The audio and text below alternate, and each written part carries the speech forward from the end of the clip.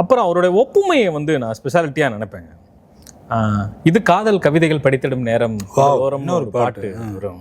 அதில் பாருங்களேன், பல்லவியில் வரும், இதயம் இடம் மாறும், இளமை பரிமாறும், அமுதும் வழிந்தோட, அழகில் கலந்தாட, இது சுகம் தரும் காதல் கவிதைகள் படித்திடும் நேரம். இதில் அந்த ஒரு ஸ்ட்ரக்சர் இருந்துச்சு பார்த்தீங்களா? அதாவது 80s அந்த நடுவில் வந்து அந்த பீரியடில் வந்து அப்போ தான் கவிதை தமிழ் கொஞ்சம் எளிமையாகி மக்கள்கிட்ட ரொம்ப புழங்கு மொழியாக போய்கிட்டு இருந்த காலகட்டங்களில் அதை வாலி சார் பண்ணிக்கிட்டு இருந்தார்.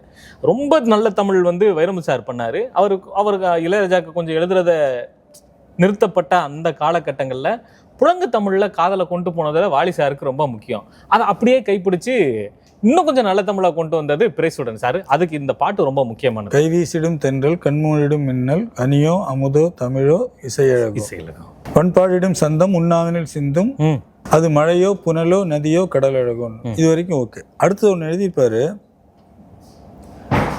மேகம் ஒன்று நேரில் வந்து வாழ்த்த வந்ததடி, அருமையான தாகம் கொண்ட பூமி நெஞ்சில் சேர்த்து கொண்டதடி. மேகம் வந்து நேரில் வாழ்த்து வரும்போது பூமி சேர்த்து கொண்டது அப்படிங்கிறது வந்து சரியான மெட்டஃபர். அது ரொம்ப அருமையா, அது ரொம்ப நல்லது. முதல் சரணத்துல. இன்னொரு சரணத்துல ஒரு வரி இருக்கு, அதை கேளுங்களேன். பூ மாலைகள் கொஞ்சம் பாமாலைகள் கெஞ்சும், உனை மனதால் நினைத்தால் அணைத்தால் அது இனிமை. இவ சொல்லுவான், தோல் சேர்ந்திடும் கங்கை செவ்வாழையின் தங்கை. இங்க பாருங்களேன், இந்த கற்பனையை பாருங்களேன்.